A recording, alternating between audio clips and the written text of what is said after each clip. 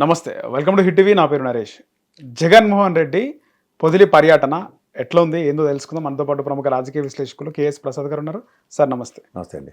పొదిలి పర్యటనలో జగనేనా ఓడిపోయింది, జగన్ ఓడగొట్టారా, ఇంత జనమా అని చెప్పేసి కొన్ని వీడియోస్ వైరల్ అవుతున్నాయి. పొదిలి పర్యటనపై ఏం చెప్తారు సార్?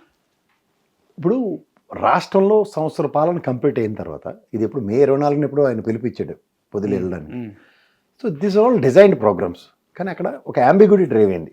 చెప్పులు రాళ్లతో దాడులు, పోలీసులు, కొంతమంది తెలుగుదేశం వల్ల ఉండండి, వైఎస్ఆర్సీపీ వల్ల ఉండే కొంతమంది రైతులకి దెబ్బలు తగిలాయి. ఈ విషయం పక్క తిద్దాం.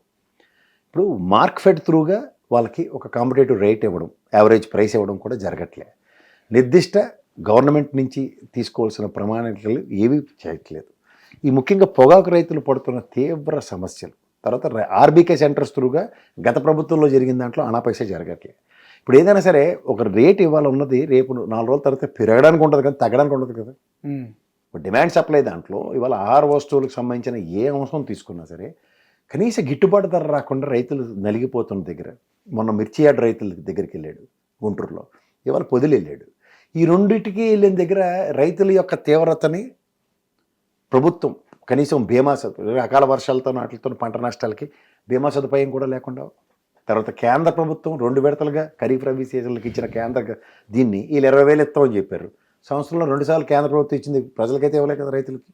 సో వీటన్ని సమస్యల్ని ఉటంకించుకొని ఒక అపోజిషన్ పార్టీ, ఎందుకంటే మిగిలిన వాళ్ళందరూ కాంగ్రెస్ అయితే తెలుగుదేశానికి భజన చేస్తుంది ఆంధ్రప్రదేశ్ రాష్ట్రంలో, ఇంక మిగిలిన బీజేపీ, జనసేన అండ్ తెలుగుదేశం కూటమి కింద ఉన్నాయి. వాళ్ళవే 124 స్థానాలతో ఉన్నప్పుడు ఇంక మిగిలిన odd man out Jaganmohan Reddy కదా. ఆయన కూడా ప్రజల పక్షాన్ని పరిగెట్టుకుని వెళ్తున్నాడు. ఢిల్లీ వేదికగా 45 రోజుల్లోనే శాంతి భద్రత సమస్యల మీద ఢిల్లీ వేదికగా గలం వినిపించి చూపించాడు. రైతుల సమస్యల పట్ల మిర్చి యార్డ్కి వెళ్ళాడు, నెక్స్ట్ మొన్న దీనికి వెళ్ళాడు. ట్రూ అప్ ఛార్జీల విషయంలో ప్రజలకు ఎలాంటి పిలుపునిచ్చాడు చూసాం. సో ప్రజల సమస్యల మీద నెట్టలు నిలబడుతున్న జగన్మోహన్ రెడ్డి పొదిల్లో ఎక్కడికి వెళ్ళినా జనం ఆయన పక్కన ప్రపంచంలాగా వస్తున్నారు. కారణం ఏంటి? తీవ్రత, మనుషులు తీవ్రంగా కష్టపడబట్టే కదా ఆయన కనబడగానే ఏదో ఒకటి చెప్పుకుందామనో లేకపోతే బాధను పంచుకుందామనో సంఘీభావంగానే వస్తున్నారు. అదే ప్రజలకి స్వభిక్షమైన పాలన అందిస్తున్నారు అనుకోండి, ప్రజలు ఎందుకు వస్తారు బయటికి? గత ప్రభుత్వ పాలన బాగలేదన్నారు జనాలు. గత ప్రభుత్వ పాలన బాగలేదని చెప్పేసి అంత పెద్ద మెజారిటీ ఇచ్చినారు. మళ్ళీ ప్రభుత్వం 1 year అవుతుంది, ఈ ప్రభుత్వ పాలన బాగాలేదంటున్నారు. అసలు ప్రజల తప్ప, ప్రభుత్వాన్ని తప్ప, పరిపాలన తప్ప అంటారు సార్? ఇందులో ఏది తప్పు కాదు. మనకి ఈవీఎం మిషన్ల మీద ఎవడ పడితే ఏది పడితే అది మాట్లాడుతున్నాడు. కానీ ఒక లాజిక్ ఉంది దాంట్లో, జాగ్రత్తగానండి. చెప్పండి. ఇప్పుడు జేఏసీ జనాభా లెక్కలు ఎప్పుడు వేయండి? 2011లో లెక్కెట్టారు. అప్పుడు జనాభా ఎంత? 119 కోట్లు కదా. ఇప్పుడు జనాభా ఎంత అండి చెప్పండి? 150 అంటున్నారు మీరు. ఎక్కువ ఉంటుంది కదా సార్? అవునండి, 150 పైన, ఇంకా ఎక్కువ ఉంటారు. నెక్స్ట్ ఏంటి? చైనా దాటిసాం అంటున్నారు. లెక్కలేవి? ఉదాహరణకి 150 అనుకుందాం. ఒక చిన్న లాజిక్ చెప్తాను. 31 కోట్లు ఎక్స్ట్రా కదా. 31 కోట్లలో 33 కేంద్రపాలిత ప్రాంతాలతో ఉన్న రాష్ట్రాల్లో అగ్రిగేట్ని 1 కోటి మంది ఒక్కొక్క రాష్ట్రం కొంటారు కదా. ఇంకా అర్థమయ్యే భాషలో చెప్పాలంటే అప్పుడు రామారావు గారు 1983లో పార్టీ పెట్టినప్పుడు 6 కోట్ల ఆంధ్ర ప్రజలు అన్నారు. ఇప్పుడు ఈడ్స్ కొడితే ఆంధ్రప్రదేశ్లో 6 కోట్లు ఉన్నారు కదా. ఓకే కదా. ఇప్పుడు 2000 ఉమ్మడి రాష్ట్రం ఉండే కదా సార్ అప్పుడు. ఉమ్మడి రాష్ట్రంలో 6 కోట్లు ఉన్నట్టు ఇప్పుడు విభజిత ఆంధ్రప్రదేశ్లోనే 6 కోట్ల దగ్గర ఉన్నారు. రైట్. చిన్న లాజిక్ చెప్తాను ఇక్కడ. ఈవీఎం మిషన్లో అన్నదానికన్నా ముందు ఇది ప్రజలు గ్రహించండి. ఈవీఎం మిషన్ల మీద మీకు చెప్తున్నాను, జాగ్రత్తగా రండి ప్రజలు. ఓకే. ఇప్పుడు ఉదాహరణకి 2011లో లెక్కల ప్రకారం 119 కోట్లు, ఈ 2025కి మనం చెప్తున్న 150 కోట్లు, ఈ 31 కోట్లు ఒక్కొక్క రాష్ట్రంలో ఉంటారు. మీకు 18 ఏళ్ళు రాగానే ఓటు హక్కు నమోదు చేసుకునే విషయం ఉందా లేదా? పాయింట్ 1. రెండోది, ఆధార్ కార్డు కూడా మీరు రిజిస్టర్ చేసుకోవచ్చు కదా. కొత్తగానే రిజిస్టర్ చేశారు. ఇప్పుడు కొన్ని పార్టీలు, మన ఉత్తరప్రదేశ్ ఎలక్షన్స్కి ఒకసారి వెళ్ళి ఇక్కడికి వచ్చేద్దాం. గతంలో మీకు జ్ఞాపకం ఉందా? ఉత్తరప్రదేశ్ ఎలక్షన్స్లో ఆర్ఎస్ఎస్ వాళ్ళు ప్రతి 20 ఏళ్ళకి వాడు ఉండేవాడు. నీకు కరెంటు బిల్లు కట్టి వస్తాం, నీ సాయం చేస్తాం, కొంత తిరిగి మొత్తానికి అక్కడ యూపీలో ఎవరిని, మన కాంగ్రెస్ గవర్నమెంట్లని, నెక్స్ట్ మాయావతి గవర్నమెంట్లని, ములాయం సింగ్ యాదవ్ గవర్నమెంట్ని అందరినీ భూస్థాపితం చేసేసి బీజేపీ కాంకర్ చేసుకుని కూర్చుంది. ఇప్పుడు ఇదే లాజిక్ వాడారు. ఆ లాజిక్ ఇక్కడికి వస్తే 2011 తర్వాత ఓటర్ లిస్టు నమోదైంది, కొత్త లిస్టులు. ఓకే. అవి అందరికీ ఇస్తారు, అన్ని పార్టీలు తీసుకోవచ్చు. ఒక పార్టీ లెబోరియస్ ఎక్సర్సైజ్ చేసింది, అది తెలుగుదేశం పార్టీ. టీడీఎల్పీ సురేష్ అని ఉంటాడు, ఓకే, అసెంబ్లీలో ప్రశ్నలు అన్నీ సంధించడానికి, ఆన్సర్లు ఇవ్వడానికి అవి కోఆర్డినేట్ చేస్తుంటాడు. ఆయన ఒక బ్రూటల్ ఎక్సర్సైజ్ చేశాడు దీని మీద. చేసి ఏం చేసి ఉంటాడంటే, my prediction is not wrong, కొత్త ఓటర్ లిస్టుల్ని వాళ్ళకి అనుగుణంగా ఉన్నవాళ్ళు ఈ ఆంధ్రప్రదేశ్లో దరిద్రానికి జగన్మోహన్ రెడ్డి దరిద్రానికి వాలంటీర్ వ్యవస్థ త్రూగా ప్రతి 50,000 ఇంట్లో వీడు తెలుగుదేశం వాడో వీడు వైఎస్ఆర్సీపీ వాడో వీడు జనసేన వాడో లేదా కాంగ్రెస్ వాడో బీజేపీ వాడో అని ఐడెంటిఫై చేసే పరిస్థితి ఉంది. అప్పుడు ఉన్న వాళ్ళని ఉన్న దీపాన్ని చెక్కబెట్టుకోవడం ఈజీ కదా, దాంట్లో నూనె వేసి ఒత్తు పైకి లాగి. అలాంటి పని తెలుగుదేశం 40 ఏళ్ళ ట్రాక్ రికార్డుతో సక్సెస్ చేసుకుంది. దాంతో ఏమైంది, కొత్త ఓటర్ లిస్టుల్ని వాళ్ళ పక్క ఓటు బ్యాంక్ కింద మలుచుకోవడానికి అడ్వాంటేజ్ క్రియేట్ చేసుకుంది. ఈవీఎం మిషన్లో 2011 డేటా ప్రకారం ఉన్న ఓటర్ లిస్టులతోనే మ్యాచ్ అవుతుంది. అందుకే చూడండి మీనా గారు టకటకమని స్లిప్పులు తగలెట్టేసి దరిద్రాలన్నీ తగలెట్టేసుకొని తిరుగుతున్నారు. ఇది 2014 నుంచి అన్ని రాష్ట్రాల్లో జరుగుతుంది. ఇదే ప్రశాంత్ కిషోర్ గడు ఈ బీజేపీ వాళ్ళకి చెప్పి చెవులు గులువులు తీసి చెప్పేది కొత్త పెట్టకది ఇది. సో దీంట్లో ఏమవుతుంది, ఎక్సెస్ ఓటింగ్ అన్నది జరుగుతుంది. ఇప్పుడు చూడండి అన్ని దగ్గర 25,000, 30,000, 40,000 ఓవర్ అందకుండా ఓటింగ్ జరుగుతుందని చెప్తున్నారు. కారణం ఈ ఎక్సెస్ జనాభాని నీ పక్క నీ దళం కింద తయారు చేస్తున్నారు. ఈ ఎక్సర్సైజ్ కనుక ఏ పార్టీ అయినా పట్టుకొని చేస్తే అందరి పనులు సులువు అవుతాయి. ఇక్కడ జరగట్లే.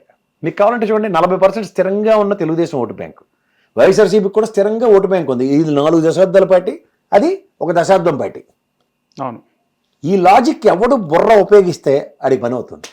దానికి ఎవరు పని చేయాలా, నాయకుడు, స్థానిక కార్యకర్తలు. ఇది వద్దనుకున్న పార్టీ ఎవరు, వైఎస్ఆర్సీపీ.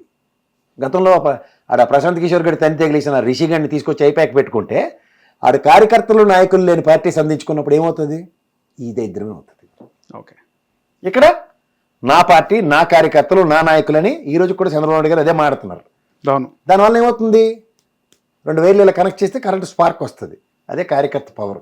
ఇప్పుడు మీరు నేను ఫ్రెండ్స్ అండి, ఆయన మనతో ఫ్రెండ్షిప్ చేసుకోవడానికి ఎన్ని మార్గాలు వాడతాం. అవును, ఈ భాను ఫ్రెండ్ అట, భానుకు ఎవడో తెలుసట అని అలా కోణంలో అతను మన దగ్గర తెచ్చుకోవడం సులువు చేసుకుంటాం. అవును. ఇది ఎవరితో అవుతుంది, కార్యకర్తలతో. ఓకే, అక్కడ డిస్కనెక్ట్ ఉండి ఎవడో ఎంప్లాయ్ వస్తాడు, అడే వాలంటీర్ వైఎస్ఆర్సీపీ రేషన్ వస్తుందా, పెన్షన్ ఇచ్చాం కదా, జగన్మోహన్ రెడ్డి ఇస్తున్నాడు, మన లోకల్ ఎమ్మెల్యే అక్కడ అడుగుకుంటాడు. దానికి మన ధర్మవరం ఎమ్మెల్యే రోజు చాక్లెట్లు బిల్లలు ఇచ్చా, పిల్లల వెనకాల తిరిగి వాళ్ళ వెనకాల తిరిగి లాస్ట్కి ఏంటి గుడ్ మార్నింగ్ అలా కూడా తెలియని సత్యాలతో చేతిలో ఓడిపోయాడు. అవును, ఆయన రోజు గెలుకుంటాడు సత్య, నేనైనా గెలిచానని. గెలవడం కాదు సార్, మంత్రేణిగా సత్య, అది తర్వాత ఇచ్చాను నేను చెప్తున్నాను, అవుట్కమ్ చెప్తున్నా. ఓకే, ఇట్లాంటి సర్కమాస్టెన్సెస్ని డ్రైవ్ చేసింది వాడు ఐపాక్ దరిద్రుడు. ఫస్ట్ అలాంటి వాళ్ళని ఐడెంటిఫై చేసుకోగలిగితే పార్టీ. ఇప్పుడు ఈ రాబిన్ శర్మ ఉండేవారు తెలుగుదేశానికి, ఆయనకి అసలు బేసిక్గానే బొరలేదు. ఎవరు సార్? రాబిన్ శర్మ నుండి నేను ఎన్నోసార్లు నా డిబేట్లు చెప్పేవాడిని. అక్కడి నుంచి ఆయన కట్ చేసి అడిగితే ఏం కాదని చెప్పి పని చేసుకోవడం తెలుగుదేశం మొదలెట్టిన దగ్గర చాలా పని సులువైంది. ఈ సత్య ఎందుకు గెలుకుంటు సార్, సత్య ఎందుకు గెలుకుంటు చెయ్యి, మంత్రి సత్యకుమార్ ఎందుకు గెలుకుంటు చెయ్యి అంటున్నా. ఎందుకు గెలుకుంటున్నా, ఆయన ఎవరు ఆయనకే తెలియనోడు గెలిస్తే. ఇప్పుడు ఉదాహరణకి అనంతపూర్లో ప్రభాకర్ చౌదరి గారు ఉన్నారు, ఆ దగ్గుబాటు ఆయన ఎవరికి ఇచ్చారు టికెట్, ఆయన గెలిచేసాడు.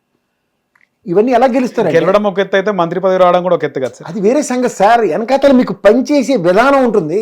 Okay, that you need to understand. ఇప్పుడు నీకు ఎగ్జామ్లో 20 క్వశ్చన్లు చదువుకుని నువ్వు వెళ్తావు, 20 క్వశ్చన్లో నీకు క్వశ్చన్ రానప్పుడు ఏం చేయాలన్న ఆల్టర్నేటివ్ మెకానిజం లేనప్పుడు అది ప్రాబ్లం వస్తుంది.